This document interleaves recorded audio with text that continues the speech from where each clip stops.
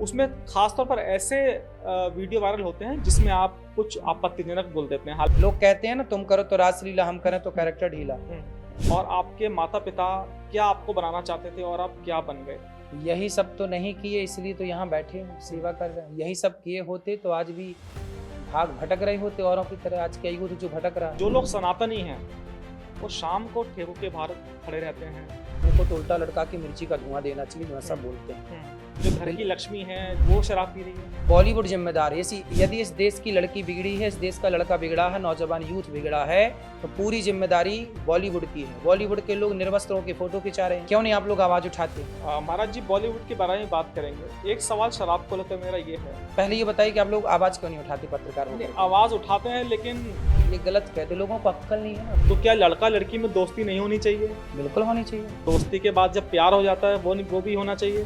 हमारी भाषा में सिंपल भाषा है, लिव इन मतलब वैश्यालय। अच्छा महाराज जी, लड़कियों के आप काफी खिलाफ रहते हैं, ना, आपके ना, बयानों से लगता है। ना, ना, ना। आप कहते हैं कि लड़की को घर से निकलकर फिल्म नहीं मेरा देखनी तो चाहिए, देखो ऐसा है, पॉपकॉर्न नहीं खाने चाहिए। वो गीत तो सुना होगा आपने कि दिल लगी ने दी हवा, थोड़ा सा धुआं उठा और आग जल गई, और तेरी मेरी दोस्ती प्यार में बदल गई। तो पहले प्यार में बदल गई, फिर दुष्कर्म में बदल जाती है, फिर दुष्कर्म के बाद 35 टुकड़ों में बदल जाती है। ये बिस्किट कैसे है? तो लोगों को मानना चाहिए ना, अच्छी चीज कह रहे हैं तो लोगों को समझना चाहिए, पर लोग समझते नहीं। आपका एक बयान था कि भाई जो लोग आजकल फेस वॉश करते हैं, साबुन लगाते हैं, चेहरा गाय के गोबर से धोना चाहिए। गाय के गोबर से धोना चाहिए, ये अलग विषय है। हमारे यहाँ तो गाय के गोबर से स्नान करने की परंपरा रही है, पंचगव्य पीने की। लेकिन मैं मानता हूँ कि मिट्टी सबसे बेस्ट। मैं अभी भी मिट्टी से मुंह धुलता हूँ। आपको भी बिग बॉस से बुलावा भी आया था, गए भी थे, लेकिन फिर आपने लात मार दी उस शो। तो मैं वहाँ गया कि चलो अतिथि के रूप में 3 घंटे के लिए, फिर मैं वहाँ पे गया। तो जो अंदर जा रहे थे कहा कि आप बंदा बनाना और सही राह पर चलना, ये गलत राह पर जा रहे हो आप लोग। जैसे मक्खी होती है ना, पूरे शरीर में जाकर के वो कहाँ बैठती है? भाव में। साफ सुथरी जगह पे मक्खी बैठती ही नहीं, मक्खी हमेशा गंदगी में बैठती है।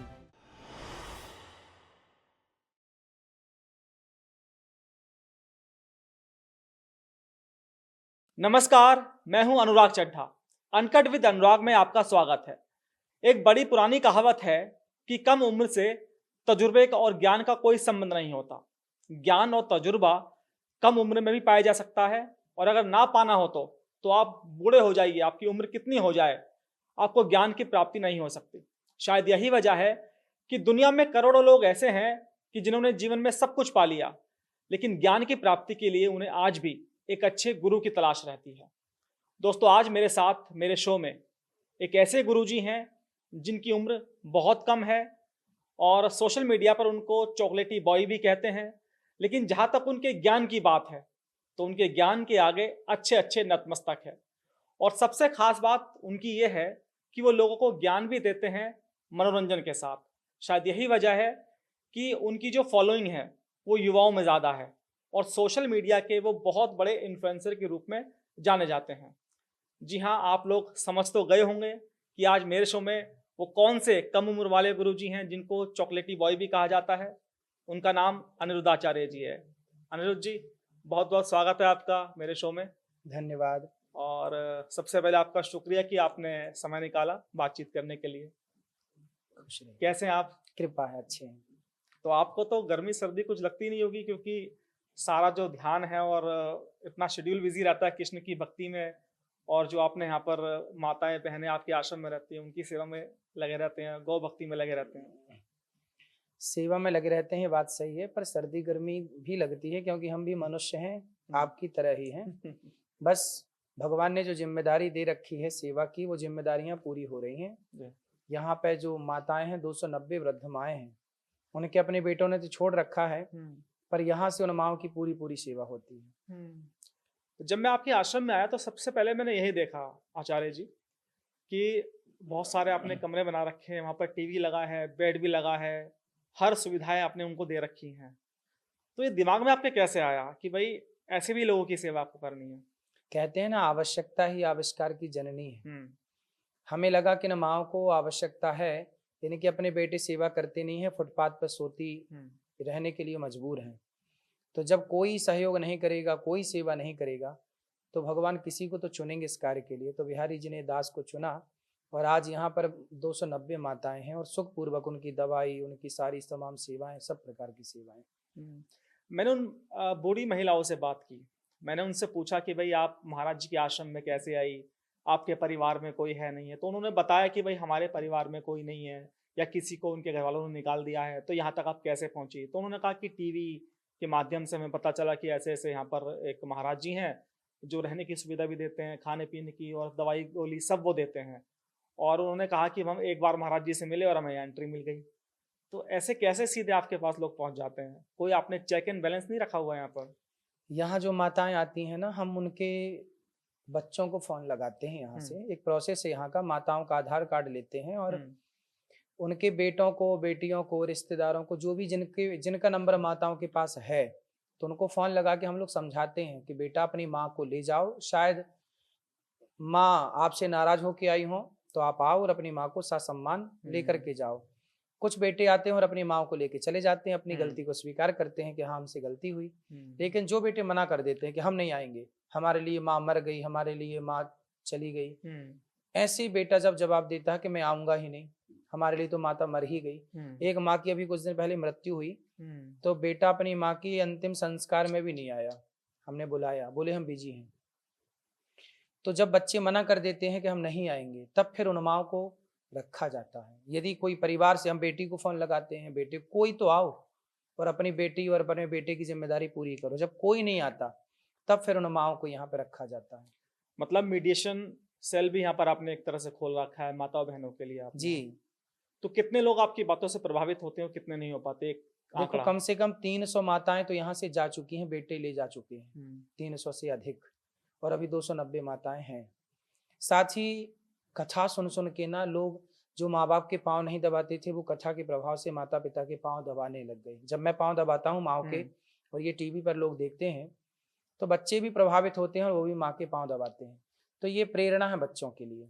ये गौरी गोपाल केवल गौरी गोपाल वृद्धाश्रम नहीं है, ये एक यूनिवर्सिटी है, जहाँ से बच्चे देखकर सीख रहे हैं, सेवा कैसी होती है। लोग आते हैं कहते हैं यहाँ की सेवा हमने देखी, हम इस सेवा को प्रणाम कर रहे हैं। सेवा को लोग प्रणाम करते हैं, सेवा से लोग सीखते हैं। महाराज जी आपको लगता नहीं कि जिस ज्ञान की तलाश हम लोग बाहर करते हैं, हम आश्रम में जाते हैं, आप जैसे गुरुजी लोगों के पास आते हैं, असली ज्ञान तो माँ-बाप के चरणों में है। अगर बिल्कुल, जो लोग हैं अपने माँ-बाप के घर में सेवा कर लें, तो उससे बड़ा ज्ञान और उससे बड़ा धन मेरे ख्याल से कुछ नहीं है। सही है। माँ-बाप से बड़ा कौन-सा गुरु होगा? माँ सबसे वो गुरु है जो उँगली पकड़ कर चलना सबसे पहले माँ ने ही सिखाया। हुँ, तो माँ ही सबकी गुरु है, पिता ही सबका गुरु है। इसलिए अपने माँ-बाप को इतना खुश रखो कि उनकी खुशी से आँसू टपकने लग जाएँ कि मेरे बेटे जैसा भगवान सबको बेटा दे। हुँ, जब आप अपनी माँ की सेवा करते हैं और माँ खुशी से झूमती है, तो भगवान भी आपसे प्रसन्न होते हैं। श्रवण कुमार को कौन जानता था? कौन-सी उन्होंने पूजा की, कौन-सी भक्ति की? हुँ, सिर्फ माँ-बाप की सेवा के बल पर ना उन्हें भगवान मिले और आज भी लोग युगों युगों बाद भी उनको जान रहे हैं। हुँ। केवल सेवा का प्रभाव है ये। अच्छा महाराज जी आपके जो सोशल मीडिया पर तमाम मीम्स वायरल होते हैं, रील्स आपकी वायरल होती हैं, उसमें ख़ास तौर पर ऐसे वीडियो वायरल होते हैं जिसमें आप कुछ आपत्तिजनक बोल देते हैं। हालाँकि उनका अर्थ और बाद में हम उनको समझा देते हैं, लेकिन ऐसी चीज़ें आपकी क्यों वायरल नहीं होती?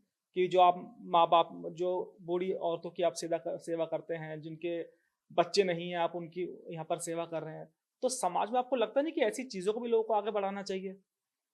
ये कलयुग है। हुँ, इस युग में लोग अच्छी चीज़ देखना ही नहीं चाहते। जैसे मक्खी होती है ना, हुँ, पूरे शरीर में जाकर के वो कहाँ बैठती है? घाव में। हुँ, साफ-सुथरी जगह पे मक्खी बैठती ही नहीं। मक्खी हमेशा गंदगी में बैठती है। हुँ, आज लोगों के विचार इतने गंदे हो चुके हैं कि वो अच्छी चीज़ सामने आ जाए तो आँखें बंद कर लेते हैं। वो उसे आगे बढ़ा देते हैं। लेकिन कोई उन्हें लगेगा कि ये देखने लायक है, बुरी है कुछ बुरी जानकारी मिल रही है, तो वो वहाँ रुक कर के उसे देखेंगे। आप किसी की तारीफ़ करो, तो तारीफ़ सुनने वाले लोग कम हैं, लेकिन आप किसी की निंदा करने लग जाओ तो लोग सुनने लग जाते हैं। वाह यार! हुँ। ठीक कह रहा है ये।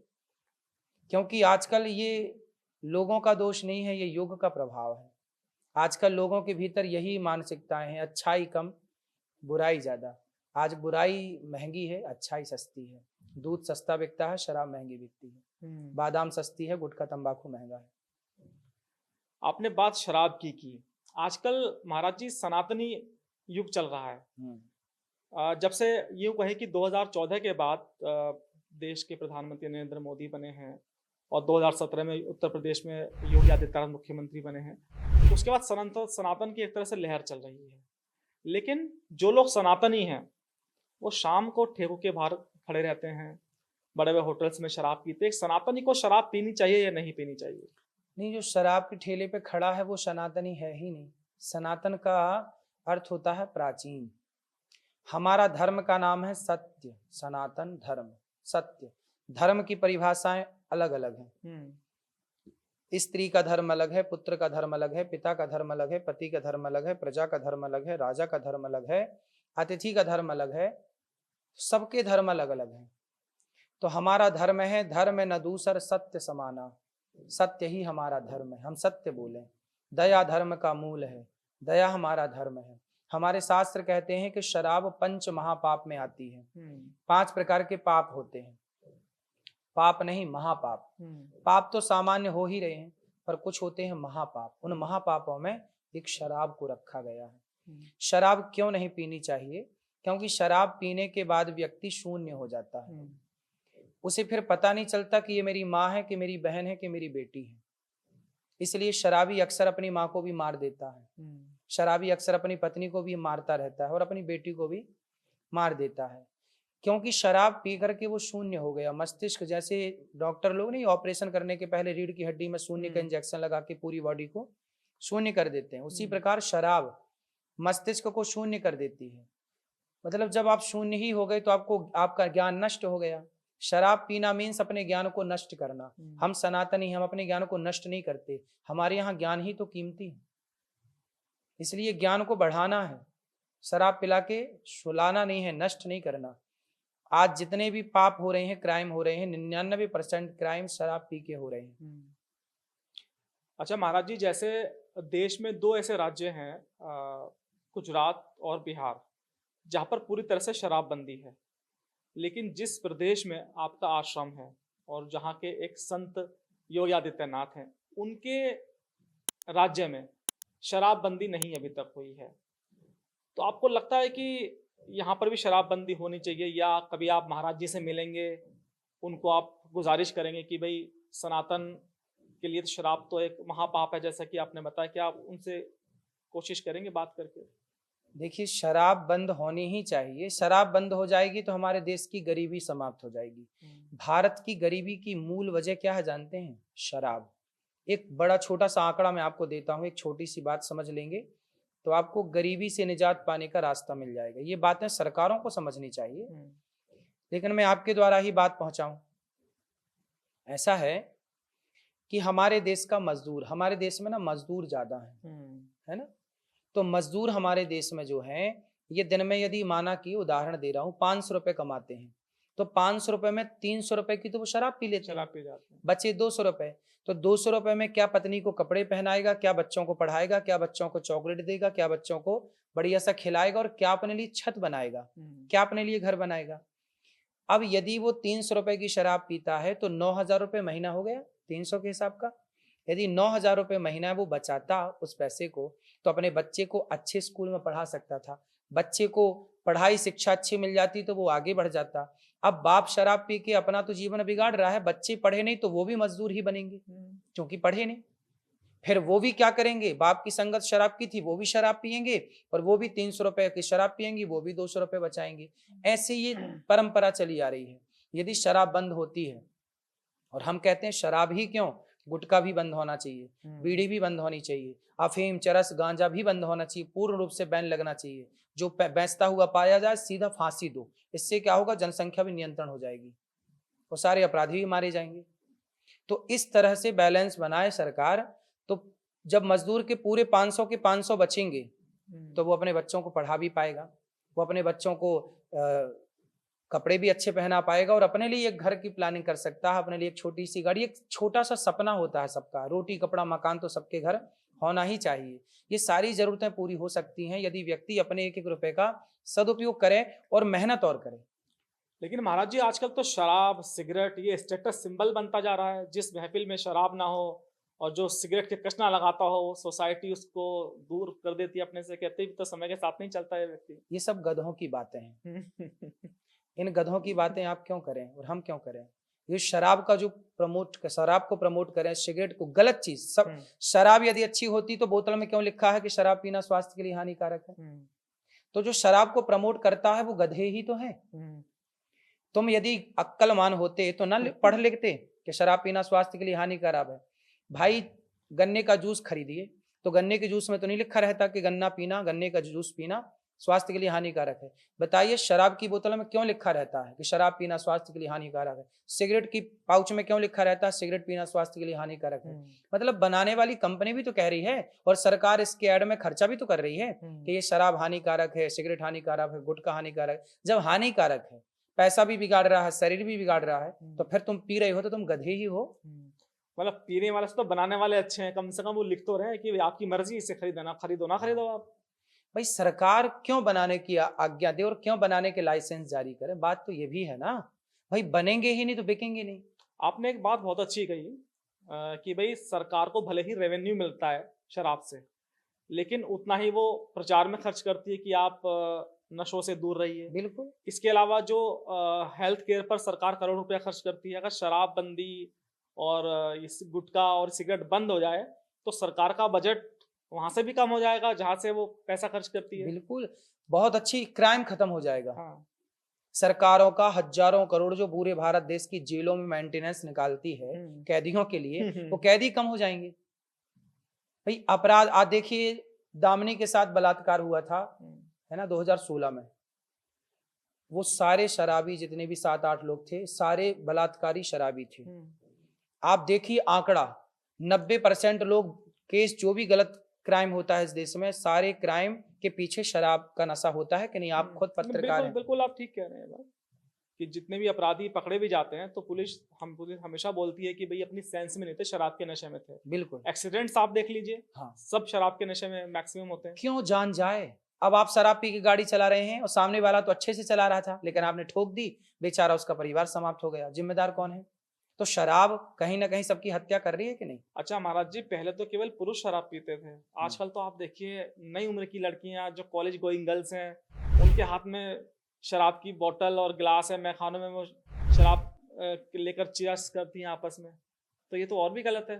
जो घर की लक्ष्मी है वो शराब पी रही है। अब देखिए इन घर की लक्ष्मियों को शराबी बनाया किसने? किसने बनाया, आप बताइए? संस्कारी जिम्मेदार है उसके पीछे। ना, बॉलीवुड जिम्मेदार है। हाँ। आज बॉलीवुड में तो ना गाने चल रहे हैं कि मुझे पीने का शौक नहीं, पीता हूँ गम भुलाने को। तो बॉलीवुड जिम्मेदार है। यदि इस देश की लड़की बिगड़ी है, इस देश का लड़का बिगड़ा है, नौजवान यूथ बिगड़ा है, तो पूरी जिम्मेदारी बॉलीवुड की है। बॉलीवुड के लोग निर्वस्त्रों की फोटो खिंचा रहे हैं। आप पत्रकारों को बोलना चाहिए कि बॉलीवुड, तुम्हें क्या खाने की कमी है? तुम्हारे परिवार भूखा मर रहा है जो तुम शराब का प्रचार कर रहे हो? ये गुटखे का प्रचार कर रहे हैं, दाने दाने में केसर कदम। क्या तुम्हारे घर में खाने को रोटी नहीं है? दूसरे तरीके से पैसे कमा लो। तुम जहर ही बेच के क्यों पैसे कमा रहे हो? लड़कियां पिक्चर बनती हैं, मूवियां बनती हैं, उसमें अश्लील गाने होते हैं, अश्लील डांस होता है, शराब का नशा वो पीते हुए शूट करते हैं मूवियों को। तो लड़कियां बोलती हैं कि यार जब वो पी रहे हैं तो मैं क्यों ना पीऊं? तो आप समाज को परोस क्या रहे हैं? ये सारी आपकी बहन बेटियां जो शराबी हो गई, जो यूथ बिगड़ गया। आजकल लड़के जंगली रमी खेल रहे हैं, ऐप खेल रहे हैं, लाखों रुपये बर्बाद कर रहे हैं जुआ से। कौन है जिम्मेदार? बॉलीवुड प्रचार कर रहा है जंगली रमी डाउनलोड करने का। फिर क्यों नहीं आप लोग बोलते? क्यों नहीं आप लोग आवाज उठाते? महाराज जी, बॉलीवुड के बारे में बात करेंगे। एक सवाल शराब को लेकर मेरा ये है, पहले ये बताइए कि आप लोग आवाज क्यों नहीं उठाते? पत्रकार होकर आवाज उठाते हैं लेकिन लोग देखते नहीं उस सब्जेक्ट को। नहीं, हमने तो नहीं सुना आज तक कि किसी न्यूज चैनल ने ये आवाज उठाई हो कि ये गुटखे का प्रचार क्यों कर रहे हैं। मेरे अपने चैनल ने 2 महीने की मुहिम चलाई थी और हमारे जितने भी जिला संवाददाता हैं हमारे अलग अलग उत्तर प्रदेश में, हर जिले में हमने गुटखों की होली जलवाई थी कि भाई गुटखा क्यों नहीं बैन होना चाहिए। हमने सरकारों को बताने का प्रयास किया था। मैं शपथ खा के कह रहा हूँ इस बात की आपको, जो आपने मुझसे कहा ये बात तो मैंने सरकारों तक ये बात पहुंचाई थी, लेकिन सिंडिकेट इतना मजबूत है, कुछ नहीं हुआ। ठीक है, अब आप खुद देखिए, आपके करोड़ों फॉलोवर हैं, आप ज्ञान की बात करते हैं, लेकिन डिपेंड करता है ना ये सुनने वाले पर कि वो किस ज्ञान को प्राप्त करे, किसको ना करे। जैसे आपने बताया कि आप मीडिएशन सेल भी चलाते हैं, तो उसमें से 300 माता बहनें ऐसी हैं जिनके बच्चों को आपने कन्विंस कर दिया, तो अपने बच्चों के साथ चली गई, और जो जिनको आप नहीं कन्विंस कर पाए वो आपके आश्रम में, आप उनकी सेवा कर रहे हैं। बॉलीवुड से सवाल कीजिए ना, सीधा सारे न्यूज चैनल एक मुहिम चला दें, सारे बड़े बड़े न्यूज चैनल मुहिम चलाएं कि भाई तुम गुटखे का प्रचार क्यों कर रहे हो, क्यों कर रहे हो। सर पूछे ना उनसे, उन घोड़ों से जो कर रहे हैं। नहीं, बात तो आपकी सही है कि आजकल जो बॉलीवुड के लोग हैं वो हमारे एक तरह से युवाओं के रोल मॉडल हैं। वही गलत कर एक रहे वो हैं। ऐड है ना कि दाने दाने में है केसर का दम, इस तरह के ऐड वो चलाते हैं, तो यूथ भी उसको पसंद करता है कि भाई हमारा हीरो खा रहा तो हम क्यों ना खाएं। अब ये यूथ अपना हीरो मान रहा है, जो कि गुटखा बेच रहे हैं, जो कि शराब बेच रहे हैं, और आज का यूथ उन्हें हीरो मान रहा है। और जो संत सही बातें कर रहे हैं कि बेटा माँ बाप की सेवा करो, सही राह पर चलो, उन संतों को ये यूथ पाखंडी ढोंगी करार कह के किनारे कर देता है। आश्रम जैसी मूवी बना के बॉलीवुड ने संतों के प्रति नफरत पैदा कर दी बच्चों के अंदर। नफरत बोने का बीज तो बॉलीवुड बो ही रहा है, नफरत का बीज, और फिर भी कोई कुछ बोलने को तैयार नहीं। इतना पावरफुल है ये बॉलीवुड, इतना पावरफुल, इतना पैसा इसे विदेश से मिल जाता है भारत की संस्कृति को बदनाम करने के लिए, कि ये यूथ समझ नहीं रहा है। अच्छा महाराज जी, हमारे बहुत से ऐसे देवता हैं जिनके बारे में प्रथा है कि उनको शराब चढ़ाई जाती है। जैसे जो लोग कहते हैं कि भाई शराब नहीं पीनी चाहिए, वो कहते हैं कि भाई हम तो भैरव को प्रसाद चढ़ाकर शराब पीते हैं। और कुछ लोग कहते हैं कि भाई सिगरेट इसलिए पीते हैं कि हमारे महादेव। ये बिल्कुल मत बोल देना। हाँ, ये मूर्खतापूर्ण बात है और गधों की बातें हैं। इनको तो उल्टा लटका के मिर्ची का धुआं देना चाहिए जो ऐसा बोलते हैं। शंकर जी कभी गांजा कैसे पिएंगे? शंकर जी सिगरेट थोड़ी पीते हैं, शंकर जी गांजा पीते हैं। अब देखो, हिंदू धर्म का यही तो दुर्भाग्य है कि शंकर जी के हाथ में चिलम लेके फोटो बना दी और उसे सोशल मीडिया पे आगे बढ़ा दिया। शंकर जी राम नाम का नशा करते हैं, जहर पीते हैं, हलाहल जहर। शंकर जी गांजा नहीं पीते। अच्छा, आपने कहा देवताओं को शराब चढ़ती है, देवताओं को नहीं चढ़ती। शंकर जी को कोई गांजा वांजा नहीं चढ़ता। होता कैसा है कि एक बार मैं भागवत करने गया, एक उदाहरण से समझा रहा हूँ, पूरी बात आपके समझ में आएगी। एक बार मैं भागवत करने गया, तो मैं भागवत जी करने बैठा, तो एक कथा में मैंने बोला कि शराब नहीं पीना चाहिए और गुटखा नहीं खाना चाहिए। तो एक लड़का खड़ा हुआ, बोला गुरुजी आपकी बात सही है, आज से मैं गुटखा नहीं खाऊंगा, ये गुटखा मैं भागवत जी को चढ़ाता हूँ। तो गुटखा उसने भागवत जी पे चढ़ा दिया। तो गुटखा चढ़ा दिया, इसका मतलब ये नहीं कि भागवत जी पे गुटखा चढ़ता है, त्याग कर दिया। इसका मतलब ये हुआ कि उसने अपना नशा त्याग दिया। गुरुजी आज से मैं अपनी शराब आपके चरणों में समर्पित करता हूं, इसका मतलब ये नहीं कि गुरुजी को शराब चढ़ती है, इसका मतलब ये हुआ कि गुरुजी के वचन से उसकी शराब छूट गई। शंकर जी पर गांजा चढ़ता है, इसका मतलब ये है कि किसी भक्त ने शंकर जी से प्रभावित होकर अपने नशा को त्याग कर शंकर जी पे समर्पित किया होगा। तो लोगों ने देखा कि यार चढ़ रहा है, तो उसको लगा ये शंकर जी पे नशा चढ़ रहा है। देखो कितनी बातें गलत हो जाती हैं। एक बात नहीं समझ पा रहे हैं आप सही, तो वो पूरी बातें क्या हो गई, गलत हो गई। ऐसे देवताओं पे शराब चढ़ने का मतलब शराबी कहे कि जी मैं देवताओं को शराब, भैरव जी को चढ़ाता हूं, आज से मैं नहीं पीऊंगा। इसका मतलब ये हुआ कि चढ़ाना मीन्स छोड़ना, ना कि उन्हें पिलाना। आपने बॉलीवुड की बात की, आपको भी बिग बॉस से बुलावा भी आया था, आप गए भी थे, लेकिन फिर आपने लात मार दी उस शो को। उसका रीजन क्या रहा? नहीं, बिग बॉस में मेरे को अंदर जाने के लिए उन्होंने बोला कि आप 3 महीने के लिए अंदर आओ। मैंने शुरू से लेकर आखिरी तक उनको मना किया। जब उन्होंने कहा कि अच्छा आप नहीं आ रहे हैं अंदर, जो वहां के घर पे जाने का होता है कुछ भी, मैंने कहा भाई मेरे पास टाइम नहीं है और ये शो मेरे योग बिल्कुल अनुकूल नहीं है। तो बोले अच्छा एक काम करिए, जो अंदर जा रहे हैं उन्हें आशीर्वाद दीजिए और उन्हें इसी बहाने एक नई सीख दीजिए। तो मैं वहां गया कि चलो अतिथि के रूप में 3 घंटे के लिए फिर मैं वहां पे गया। तो जो अंदर जा रहे थे उनको मैंने सबको राधे राधे बुलवाया, कहा कि आप वृंदावन आना और सही राह पर चलना, ये गलत राह पे जा रहे हो आप लोग है ना। तो मैं उनके वहां जाकर के ये कह के आया कि ये गलत है, सही पे चलना चाहिए।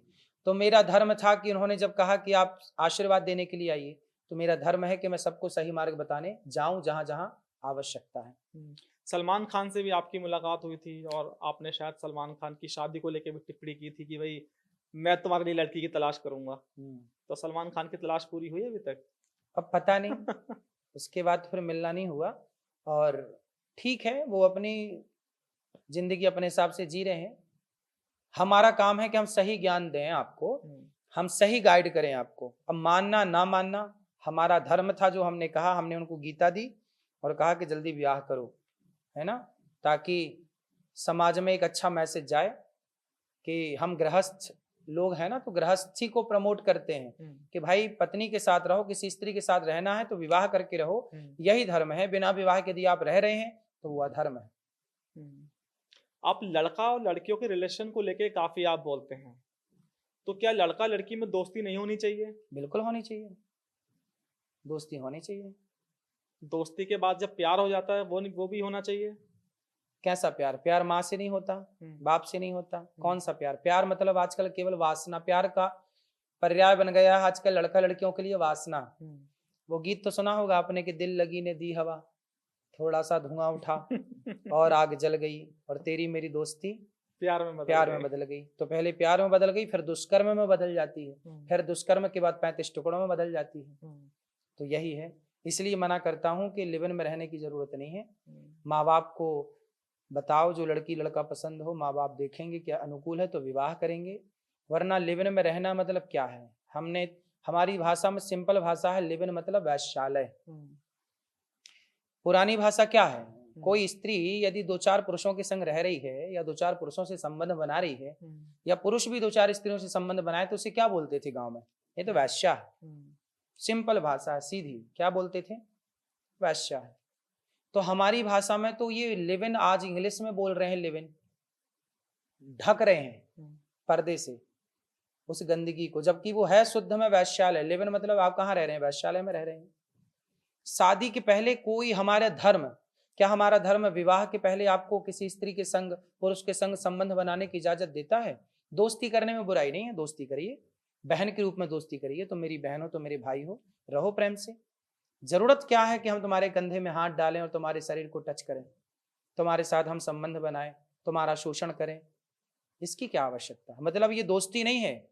कोई लड़का आपकी तरफ बढ़ रहा है तो वो दोस्ती के लिए नहीं बढ़ रहा है, तुम्हारा शोषण करने के लिए बढ़ रहा है। ये बात लड़कियां समझती नहीं। अच्छा महाराज जी, आप विदेशों में भी जाते हैं कथा करने? हाँ, जाते हैं। और विदेशी कल्चर पसंद है आपको थोड़ा बहुत, या नहीं, उसको भी सुधारना चाहते हैं? कल्चर तो पसंद नहीं है, विदेशी कल्चर पसंद नहीं है, लेकिन कुछ चीजें अच्छी हैं जो उनसे, वहां की चीजों से हमें भी सीखना चाहिए, जो कि है हमारी ही, पर चूंकि फॉलो वो कर रहे हैं तो फॉलो। जैसे कि वहां पर क्या है कि ट्रैफिक नियम बढ़िया है, कोई भी गाड़ी सिस्टमैटिक ही चलाएगा विदेशों में। सारी सड़कें 50 साल के लिए बनती हैं, 100 साल के लिए बनती हैं। विदेशों में सड़कें हैं, एक भी सड़क में गड्ढा नहीं है। मैं दुबई गया, लंदन गया, सारी सड़कें बिल्कुल एक सी हैं, कोई गड्ढा नहीं। और वहां की सड़कें एक बार बन गई तो 50 साल के लिए फ्री। और हमारे यहाँ सड़कें बनती हैं, एक बारिश आती है, एक बारिश तक चलती है सड़क हमारे देश में, दूसरी बारिश तक दूसरी सड़क फिर बनानी पड़ेगी। मतलब एक ही काम को हमारे यहाँ 10 बार करना पड़ता है। अब उस 10 काम को करने के लिए 10 समय भी चाहिए और बजट भी। जो काम हमारे यहाँ 100 रुपए का है, माना कि 100 करोड़ की सड़क बन रही है, तो हमारे यहाँ 100 करोड़ की सड़क बन जाएगी और उसमें से भ्रष्टाचार हो जाएगा। अगली बारिश आते फिर खत्म, फिर 100 करोड़ की फिर सड़क मेंशन होगी, फिर वो अगली बारिश तक फिर टूट जाएगी। मतलब एक सड़क को बनाने में 1000 करोड़ लग जाएगा और हर साल टूटी ही मिलेगी आपको। ऐसा नहीं कि बढ़िया 200 करोड़ की सड़क एक बार बनाओ, क्वालिटी हो, 50 साल के लिए बनाओ, ऐसा काम नहीं है। वहां पे शिक्षा फ्री है, अमीर का बेटा हो गरीब का बेटा हो एक साथ पढ़ता है, ये समानता है। हमारे यहाँ भी होना चाहिए, मुख्यमंत्री का बेटा और गरीब रिक्शे वाले का बेटा एक साथ पढ़े, ये समानता हो। लेकिन महाराज जी, जो लिव इन का कल्चर है ये तो विदेशी कल्चर है। हाँ, और ये धीरे धीरे हिंदुस्तान में भी एंट्री कर रहा है, बहुत आ गया, बहुत आ गया, पाव पसार चुका है।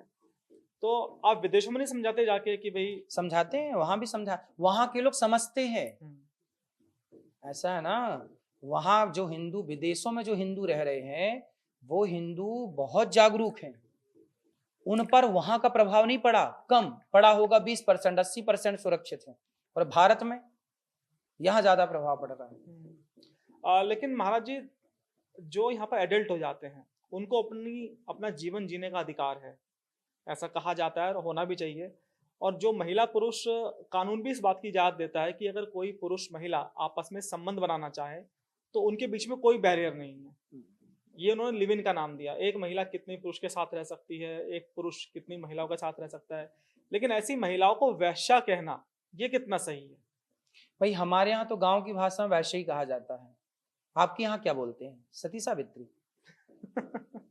ज्ञान की प्राप्ति करने आपके पास आए हैं महाराज जी, तो इसलिए आपसे पूछ हमारे रहे यहाँ हैं। तो वैसा ही कहा जाता है, ये गांव की शुद्ध भाषा है ना। अब आपकी भाषा में क्या बोलते हैं आप जाने। नहीं, मेरी भाषा में नहीं, काफी लोग आपसे सवाल पूछ रहे हैं, सोशल मीडिया पर लोग आपको ग्रिल करने की कोशिश भी कर रहे हैं कि भाई ऐसा महाराज जी कैसे कह सकते हैं, कोई महिला किसी के साथ संबंध बना सकती, तो वैश्य थोड़ी, कोई वैश्य तो होती है जो फिर पैसे लेके वैश्य काम करती है, जो पैसा भाई, लेके। हमारे यहाँ तो वैश्या ही कहते हैं, ये हमारी भाषा है।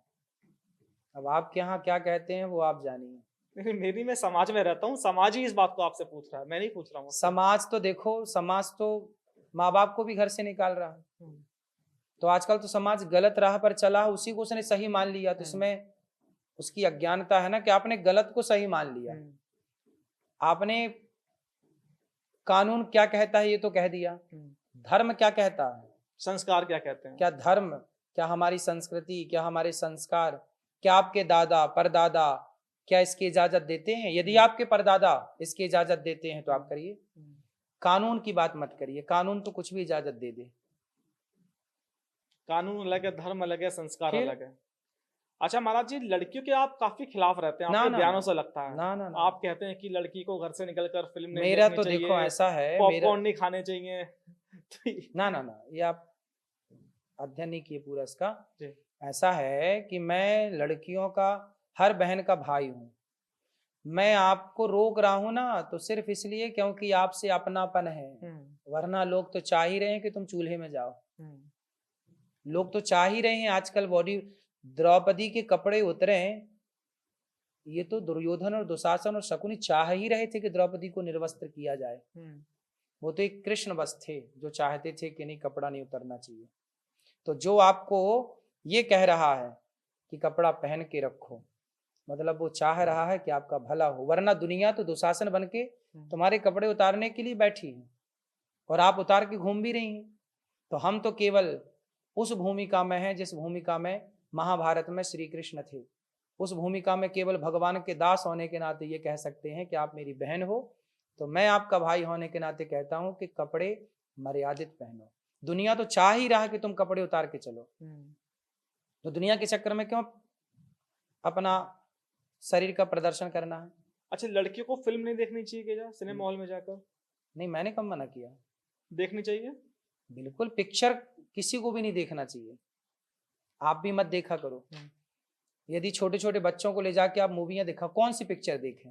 जैसे अभी केरला आई, कश्मीर फाइल आई, कश्मीर फाइल्स, ये पिक्चर जरूर देखो। महाराणा प्रताप पर कोई पिक्चर है, झांसी की रानी पर कोई मूवी है, ये जरूर देखनी चाहिए। हमारे संस्कारों पर, हमारी संस्कृति पर कोई मूवी है, वो जरूर देखना चाहिए। बच्चों को भी देखना चाहिए, बूढ़ों को भी देखना चाहिए। लेकिन जो मूवी अश्लीलता फैलाने वाली है, जिसमें अश्लील डांस हो रहे हैं, लड़कियां जरा जरा से कपड़े पहनी हैं, अब उनको आप देखेंगे। जिसमें शराब को प्रमोट किया जा रहा हो, नशे को प्रमोट किया जा रहा हो, वो मूवियों से आप सीखेंगे क्या? लेकिन महाराज जी एक बात मुझे बताइए, देश के प्रधानमंत्री नरेंद्र मोदी, उत्तर प्रदेश के मुख्यमंत्री योगी आदित्यनाथ, जो सनातन को बढ़ावा देने के साथ साथ बॉलीवुड को बढ़ावा दे रहे हैं, नोएडा में फिल्म सिटी बन रही है, ये लोग बॉलीवुड को मतलब प्रमोट कर रहे हैं और आप लोग बॉलीवुड को डिफेम आप कर रहे हैं। मेरी समझ में नहीं आता, मतलब थोड़ा सा मुझे समझाइए। ये आपके समझ के परे विषय है, अभी नहीं समझ में आएगा। इसको समझने नहीं, के मैं लिए आपकी बात समझ गया। फिर भाई जो आप धर्म की बात कर रहे हैं, जो बॉलीवुड है वो हम लोगों को मिसगाइड कर रहा है। हम लोग अच्छी मूवी नहीं देख सकते बच्चों के सामने, कब हम कोई सीन आ रहा है, कब क्या सीन आ जाए, प्राइवेट सीन आ जाए। मैंने भी बहुत सारे सीन ऐसे देखे हैं उसमें, और मुझे टीवी बंद करना पड़ जाता है, और मेरे बच्चों को भी शर्म आ जाती है कि भाई क्या है, इसको आगे कर दीजिए आप। छोटा सा बच्चा है मेरा, उसको भी शर्म आ जाती है।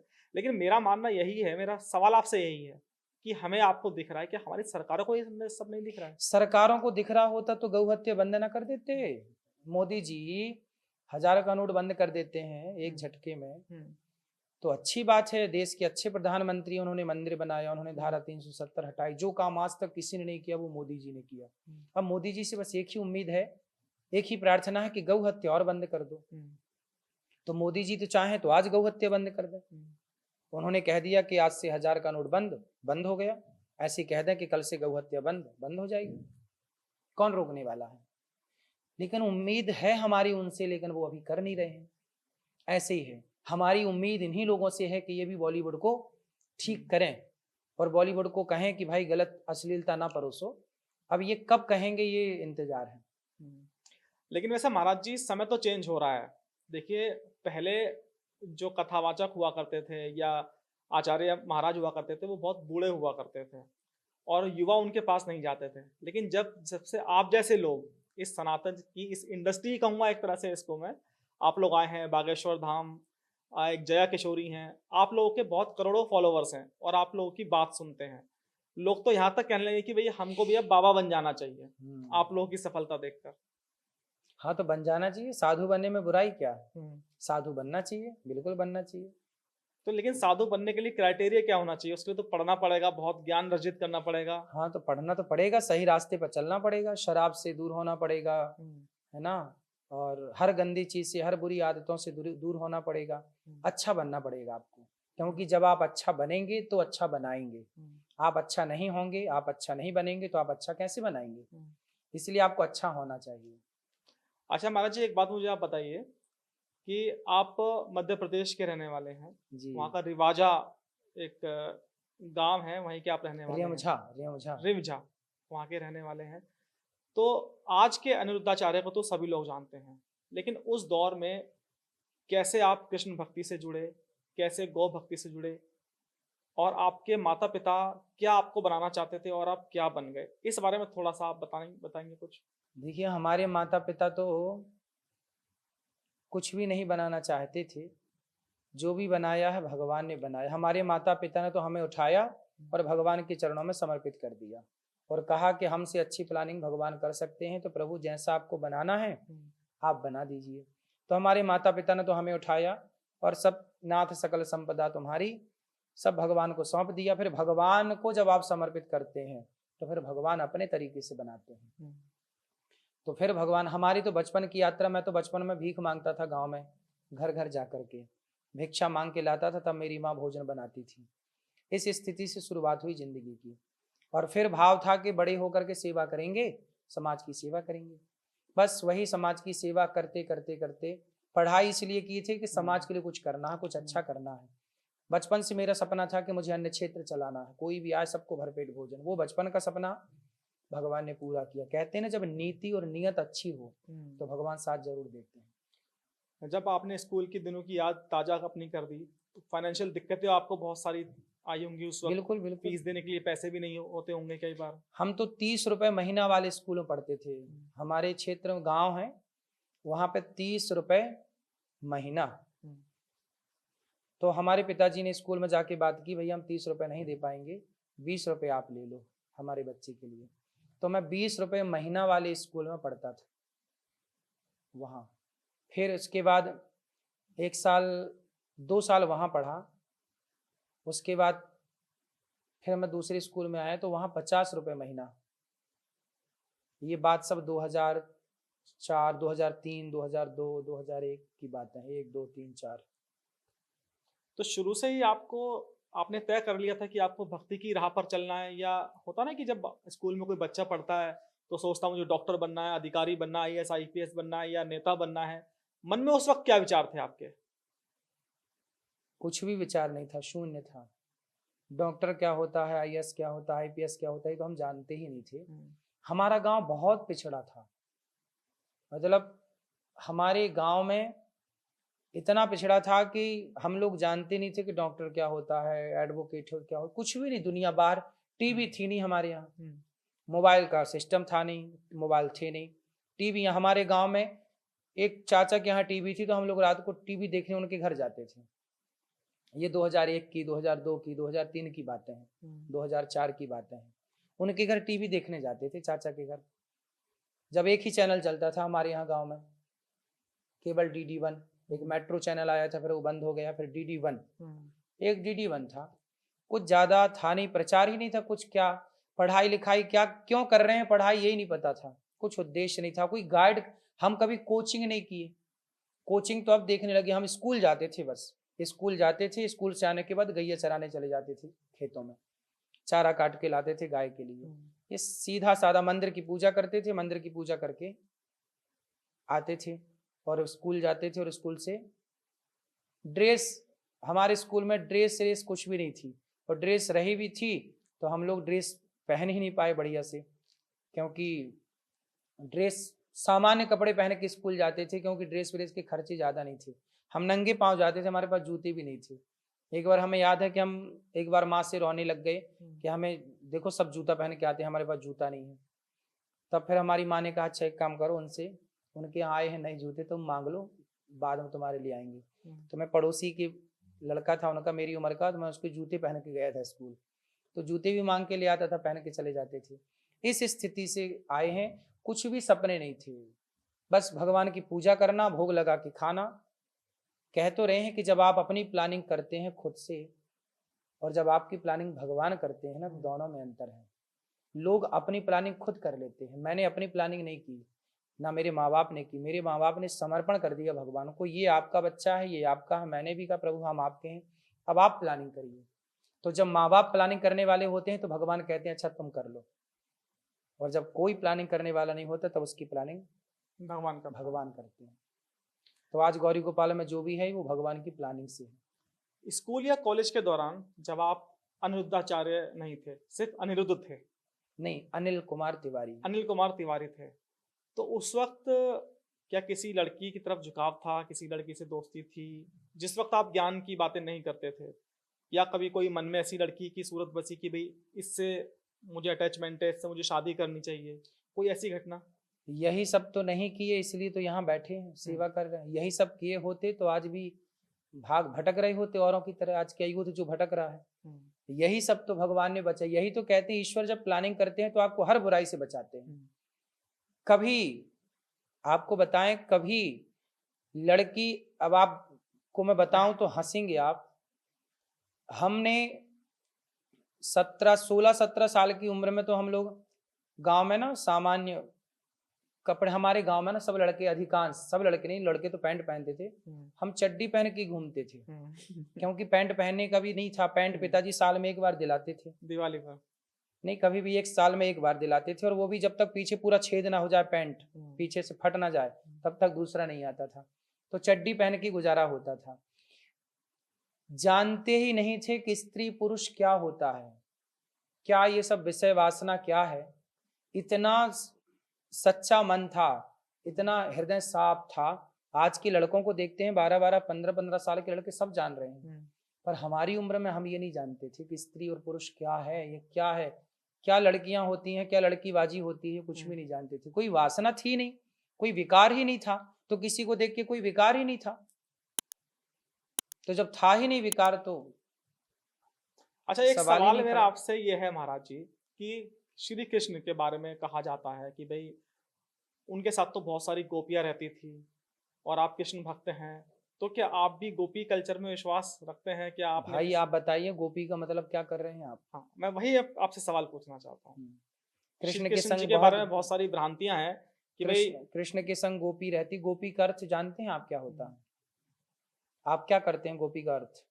आपसे पूछना चाहता हूँ, काफी गोपी का मतलब है, है, गोपी का मतलब है, गौ मतलब इंद्रियां, पी मतलब पीना, जो अपने भीतर की सारी वासनाओं को समाप्त कर दे उसका नाम गोपी है।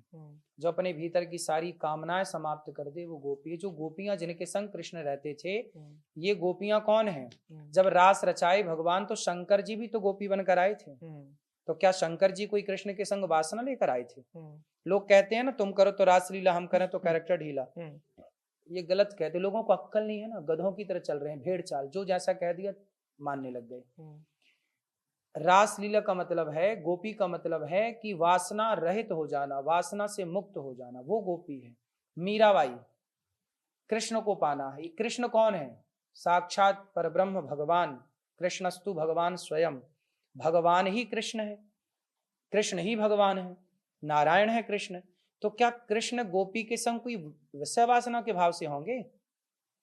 एक छोटी सी बात आप बताइए, आपके अंदर वासना है, माना कि एग्जाम्पल, और आपके भीतर वासना है और तभी आपके पिताजी आ गए, तो आपकी वासना पिता को देखकर बढ़ेगी कि घटेगी?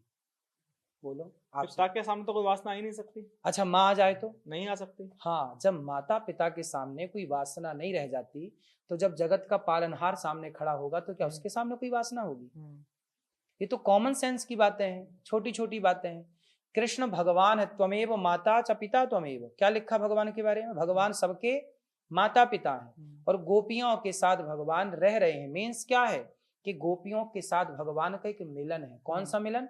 जैसे एक माँ अपने बेटे के गले लगाती है। आपकी माँ है भी आपकी? अभी नहीं, अभी तो माँ जब माँ आपकी थी तो आपको गले लगाती थी कि नहीं? एक माँ अपने बेटे को ना, बेटा भले 40 साल का हो, लेकिन जब माँ से मिलता है ना बेटा सालों बाद, तो माँ क्या करती है? उसे गले लगाती है और उसके माथे को चूमती है, उसके गालों को चूमती है। हाँ या ना? बिल्कुल सही। माँ गालों को और माथे को बच्चे के चूमती है और गले लगाती है, तो क्या माँ बेटे के मिलन में कोई वासना है? सवाल बिल्कुल नहीं है। जब माँ बेटे के मिलन में वासना नहीं है तो भक्त और भगवान के मिलन में वासना कैसे हो सकती है? तो ये ऐसे कौन से वो सनातनी हैं? ऐसे तमाम वो ऐसे हिंदू हैं जिन्होंने कृष्ण को बदनाम कर रखा है। कृष्ण कन्हैया उनको कहते फिरते हैं। जब जन्माष्टमी आती है तो वो लोग अपने महिला और पुरुष दोस्त मार्केट में घूमते हैं, कहते हैं भी आज तो कृष्ण कन्हैया का त्योहार है। मतलब इस तरह की धारणा भगवान के बारे में वो रखते हैं। अज्ञानवश सनातन ने समझा ही नहीं कृष्ण को। हम सनातनी कृष्ण को समझ ही नहीं पाए कि कृष्ण कौन है, भगवान कृष्ण कौन है। यत्र योगेश्वर कृष्णो यत्र पार्थो धनुर्धर। योगियों के योगी है भगवान। यत्र योगेश्वर कृष्णो, कृष्ण कौन है? परम योगी। परम योगी वो कृष्ण जिन्होंने गीता सुनाई अर्जुन को, तो अर्जुन ऐसा मोटिवेशन पाए कि भागते हुए अर्जुन युद्ध लड़ने लग गए। वो कृष्ण जिन्होंने अधर्म को नष्ट करने के लिए, धर्म की स्थापना करने के लिए अवतार लिया, नाश कर दिया कौरवों की सेना का, क्योंकि अधर्मी थे। एक द्रौपदी की साड़ी को हाथ लगाया ना, सर्वनाश कर दिया कृष्ण ने। वो कृष्ण, क्या वो कृष्ण जो नारियों के लिए, उसकी लाज बचाने के लिए इतना बड़ा डिसीजन ले सकते हैं, क्या वो कृष्ण स्वयं किसी नारी का अपमान करेंगे? ये तो अज्ञानवश लोग समझ नहीं पाए अपने भगवान को। इसलिए गोपी का अर्थ है जो कामना रहित भक्त हैं। वेद की ऋचाओं का नाम गोपी है। जब राम जी त्रेता में राम जी कृष्ण सीता माँ से विवाह करने गए तो सीता माँ की जितनी सखियां थी जनकपुर की, सबने सोचा कि क्या राम हमें मिलेंगे पति के रूप में। उनकी कामना, भगवान का धर्म है कि भक्त की हर कामना पूरी करे, तो उनकी कामनाओं को पूरा करने के लिए भगवान ने उन्हें अगले जन्म में गोपी रूप में प्रकट किया और उनसे मिल करके, और उनसे मिलकर मिलना कैसे? जैसे कि माँ बेटे से मिलती है। हम आपसे गले मिल रहे हैं, इसका मतलब ये थोड़ी कि गले मिलने का गलत ही अर्थ हो। हम अपनी बहन से गले मिल रहे हैं और तीसरा व्यक्ति दूर खड़ा देख रहा है तो उनको तो यही लगेगा कि ये कुछ गलत चल रहा है, जबकि वो ये नहीं जानता कि ये भाई बहन है। भाई बहन भी तो गले लगते हैं, नहीं लगते? बिल्कुल सही बात है। उसी तरह जब भगवान गोपियों से मिले, गले लगे, तो लोगों को लगा यार ये क्या हो रहा है, क्योंकि लोग कहते हैं ना, चोर गवार संत मुनि ज्ञानी जस आपन तस दूसर जानी। जो स्वयं जैसा होता है वो वैसे ही मानता है, तो स्वयं जो गलत है वो कृष्ण को गलत मान लेते हैं।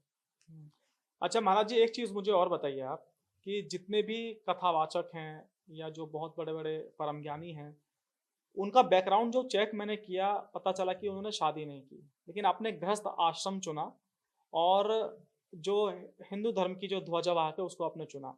तो गृहस्थ आश्रम के साथ साथ चुनने के बाद कैसे हम लोग, आप समझाते हैं लोगों को, क्या गृहस्थ आश्रम ठीक है? गृहस्थ 4 आश्रम है हमारे यहाँ, ब्रह्मचर्य, गृहस्थ, वानप्रस्थ और संन्यास। ब्रह्मचर्य में रहिए विवाह के पहले तक, फिर गृहस्थ में आइए। कुछ संत क्या करते हैं कि गृहस्थ ना बनाकर सीधा संन्यास ले लेते हैं या विरक्त हो जाते हैं, तो विरक्त परंपरा भी है हमारे यहाँ, संन्यास परंपरा भी है हमारे यहाँ। लेकिन गृहस्थ भी, राम जी के गुरु वशिष्ठ जी गृहस्थ थे, सांदीपनि जी गृहस्थ थे, हमारे यहाँ बहुत सारे संत भाई हैं जो गृहस्थ थे, तुलसीदास जी भी गृहस्थ थे, गृहस्थ से बाद में निकले। तो हमारे यहाँ गृहस्थ संतों की भी परंपरा रही है, तो गृहस्थ में रहकर भी संत हुआ जा सकता है। संत का मतलब है इच्छाओं का अंत कर देना, वो संत है। अच्छा, आपका एक बयान था, उसको मुझे नहीं पता लोगों ने कैसे डिस्क्राइब किया, व्यासपीठ के माध्यम से आपने बोला था कि भगवान कृष्ण और शिव आपस में साले हैं। ये तो देखो लोगों ने, उसकी कोई वीडियो आपने सुनी? मैंने वीडियो नहीं सुनी, लेकिन सोशल मीडिया पर ये, अब देखो सोशल मीडिया पे तो कुछ भी चले, सोशल मीडिया पे तो कुछ भी चल रहा है, लोग उसे सत्य मान रहे हैं। कुछ भी यदि उसका कोई प्रमाण है, कुछ बोली वीडियो है तो वो बताएं। कुछ भी लिख देते हैं लोग, कुछ भी कर लेते हैं, ठीक है, कौन माथा पच्ची करे। एक आपके आश्रम में जो गरीब परिवारों की लड़कियां हैं, उनकी शादी फ्री कराई जाती है।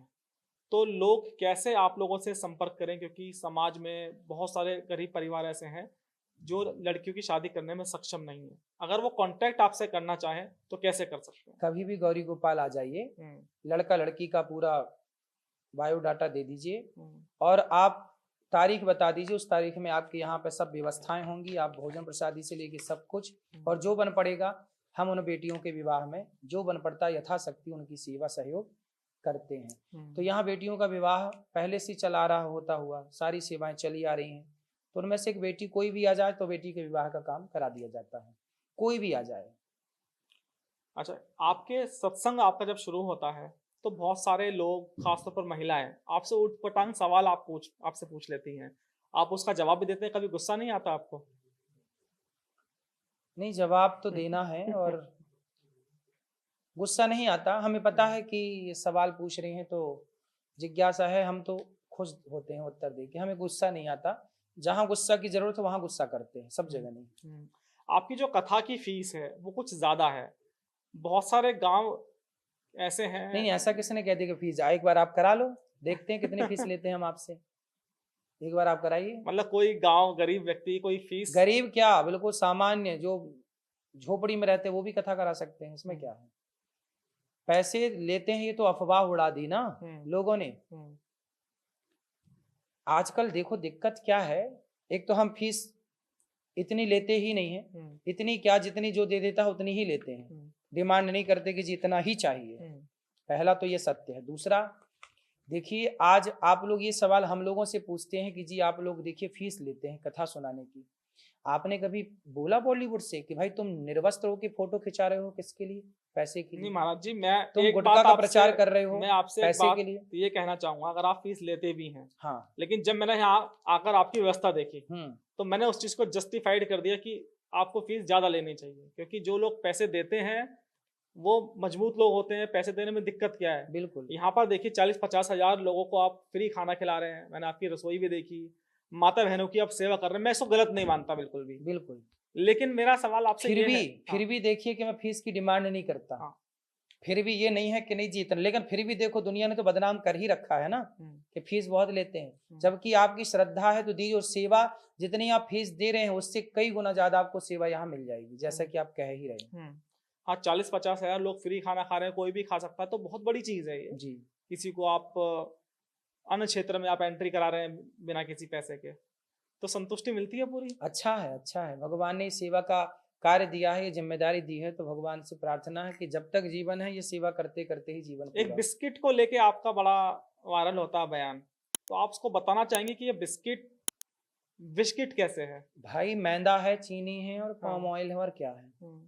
यदि आप भी बच्चों को बिस्किट ज्यादा खिला रहे हैं तो डॉक्टर नहीं बोलता कि भाई ये बिस्किट ठीक नहीं है, हेल्दी चीजें खाइए, हेल्दी चीजें खिलाइए।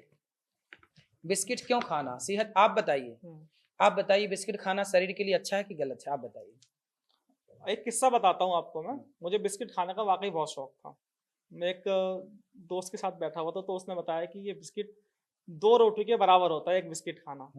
वो इसकी बनाने की प्रक्रिया इतनी हार्ड होती है, इसकी इतनी कैलोरी होती है कि आप रोटी खाना छोड़ दोगे उससे नुकसान नहीं, इससे नुकसान ज्यादा है। बिल्कुल वही हमने अलग तरीके से कहा कि ये विष है, तो लोगों को मानना चाहिए ना। अच्छी चीज कह रहे हैं तो लोगों को समझना चाहिए, पर लोग समझते नहीं है। आपका एक बयान था कि भाई जो लोग आजकल फेस वॉश करते हैं, साबुन लगाते हैं, चेहरा गाय के गोबर से धोना चाहिए, इसको लेके क्या आपका साइंटिफिक? भाई देखिए ऐसा है, गाय के गोबर से धोना चाहिए ये अलग विषय है। हमारे यहाँ तो गाय के गोबर से स्नान करने की परंपरा रही है, पंचगव्य पीने की। लेकिन मैं मानता हूँ कि मिट्टी सबसे बेस्ट। मैं अभी भी मिट्टी से मुंह धुलता हूँ। आप उसमें एलोवेरा मिला लीजिए, मिट्टी में थोड़ा सा एलोवेरा, थोड़ी सी हल्दी मिला लीजिए। हल्दी, एलोवेरा और मिट्टी, आपके गांव की मिट्टी हो सकती है या मुल्तानी मिट्टी, सबसे बेस्ट।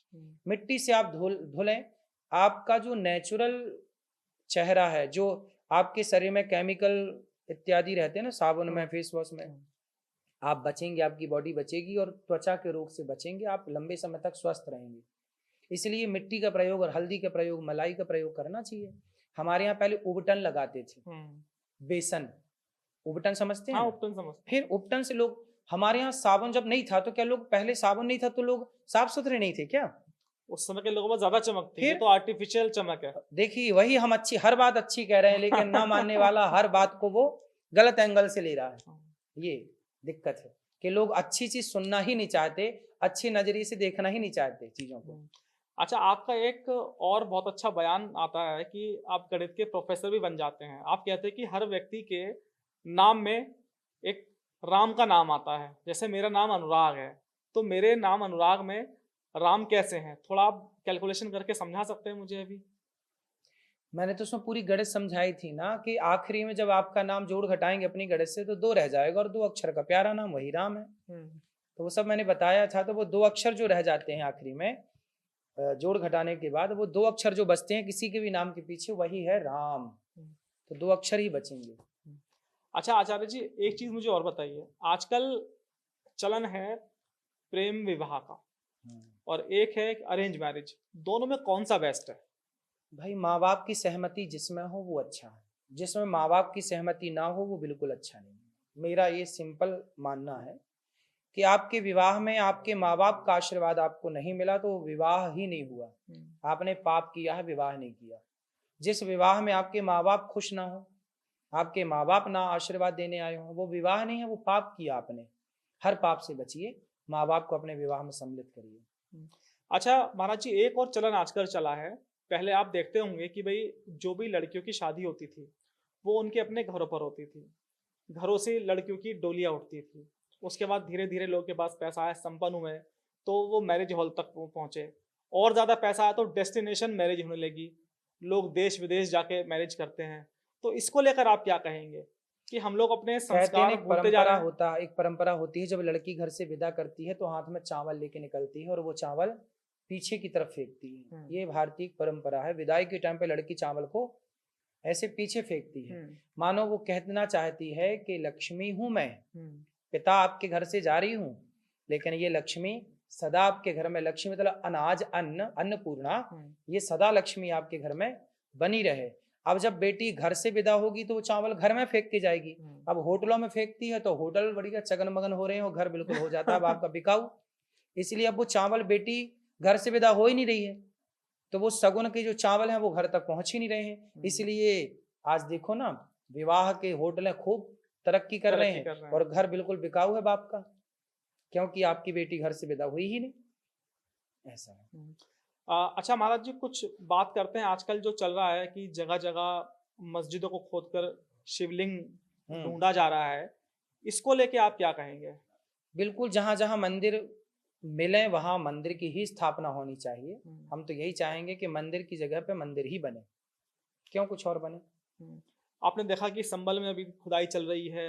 योगी आदित्यनाथ ने भी कहा कि भाई जो औरंगजेब ने हमारे पुराने मंदिर नष्ट किए हैं, जहाँ मस्जिदें बनाई हैं, उनको हम पाकर रहेंगे। लेकिन इसी बीच में मोहन भागवत जी का बयान आता है कि आजकल हिंदू बनने का नया नया शौक युवाओं को चढ़ा है और हर जगह आप बिल्कुल ना ढूंढें मंदिर। नहीं, हर जगह बिल्कुल ना ढूंढे, लेकिन जहां ढूंढ गए हैं, जहां हैं, वहां तो स्थापना हो मंदिरों की। अच्छा महाराज जी, एक आखिरी सवाल। आप जो ट्रेंड है समाज का, उस पर बहुत ध्यान रखते हैं। पहले ओला चली और आजकल रैपिडो चल रही है। लड़कियां बाइक पे बैठ जाती है, किसी के भी साथ वो चली जाती हैं। तो इस तरह का जो कल्चर हमारे देश में आ रहा है, वो कितना सही कितना गलत है? ये यही तो गलत है कि हम किसी के भी साथ हो जा रहे हैं। कहते हैं ना कि कर्ण बहुत अच्छे थे, इसलिए भगवान समझाने गए, लेकिन नहीं माने और वो दुर्योधन के साथ हो गए। आप किसके साथ हैं ये मायने रखता है। आप राम के साथ हैं कि रावण के साथ हैं, दुर्योधन के साथ हैं कि अर्जुन के साथ हैं, ये मायने रखता है। किसी के भी साथ क्यों होना, यदि आप किसी के भी साथ हो जाएंगे तो आपकी कीमत कम हो जाएगी। मक्खी, तराजू तो तराजू होती है, पर मक्खी सुनार की तराजू में बैठ जाए ना तो 2-4 हजार की तो हो ही जाती है। और वही मक्खी यदि जाके सब्जी वाले की तराजू में बैठे तो मक्खी मक्खी रहेगी। सुनार की तराजू में जिस तरफ बैठेगी 2-4 हजार का तो खेल कर देगी। यदि 1 ग्राम की भी निकल आई मक्खी तो 1 ग्राम वजन बढ़ा दिया। तो वो मक्खी किस तराजू में बैठ रही है। संगत से गुण आते हैं, संगत से गुण जाए। लोहा तो पानी में डूब ही जाता है, लेकिन जहाज से यदि लोहा जुड़ जाए तो कहाँ डूबता है। ऐसे ही संगत अच्छी मिल गई तो आप डूबेंगे नहीं, और गलत मिल गई तो डूबेंगे और डुबाएंगे। इसलिए संगति अच्छी चुनिए। आप श्री कृष्ण की भक्ति करते हैं, श्री कृष्ण से जुड़ा कोई चमत्कार अपने जीवन का लास्ट में दर्शकों को आप बताएंगे, कुछ ऐसा हुआ कभी? मेरा जीवन का तो चमत्कार यही कि जब मैं 2006 17 जुलाई को पहली बार वृंदावन पढ़ने आया, अपने शहर अपने गांव से, जबलपुर मध्य प्रदेश से, जब मैं पहली बार वृंदावन आया, तो जब मैं यहाँ पढ़ने आया तो मैनेजर साहब ने मना कर दिया, बोले यहाँ पूरे बच्चे हो चुके हैं, आप जाइए। तो मैं जाने लगा, पिताजी मेरे बोले कि अब तो मना कर रहे हैं, बार बार रिक्वेस्ट की कि रख लो रख लो रख लो। जब बार बार रिक्वेस्ट करने पर भी उन्होंने नहीं रखा, तो हम लोग पिताजी हमारे बिहारी जी का दर्शन करने गए। तो बिहारी जी ने, जब पहली बार हमने बिहारी जी को देखा तो हमने यही कहा था कि बिहारी जी आपका वृंदावन इतना बड़ा है, सब लोग रहते हैं, जहाँ सब लोग चप्पल जूते उतारते होंगे हम वहाँ रह लेंगे, पर अपने से दूर ना कीजिए, हमें भी मौका दीजिए पढ़ने का। हम जब वहाँ से ये कह करके आए तो वही मैनेजर जिसने कहा कि आप जाओ, उसी ने कह दिया अच्छा तुम रहो, यहाँ रहो। तो ये बिहारी जी का चमत्कार, ये कृपा है कि उन्होंने दास को स्वीकार किया, पहले दिन से ही स्वीकार किया। इसलिए आज भी उन्होंने स्वीकार किया, इसलिए तो धाम में रहने का सौभाग्य मिला, वरना उनकी मर्जी उनकी कृपा के बिना यहाँ कौन रह सकता है। तो ये कृपा है, ये चमत्कार। अनुरोध जी बहुत बहुत धन्यवाद मेरे से बात करने के लिए, और मैं उम्मीद करता हूँ कि जो भी दर्शक हमारा आपको ये इंटरव्यू सुनेंगे तो उनको एक अच्छे गुरु की उनकी तलाश पूरी हो जाए। और मैंने आपके बारे में ये भी सुना था कि भाई आप जब छोटे थे तो अपनी उम्र के लोगों के साथ आप नहीं रहते थे, आप हमेशा बड़े बुजुर्गों के साथ रहते थे ताकि ज्ञान की बातें आप उनसे सीख सकें। बिल्कुल। और वही ज्ञान की बातें सोशल मीडिया पर आज अनिरुद्धाचार्य कहते हैं, जिसको शायद आज का युवा पसंद नहीं करता। धन्यवाद आचार्य जी।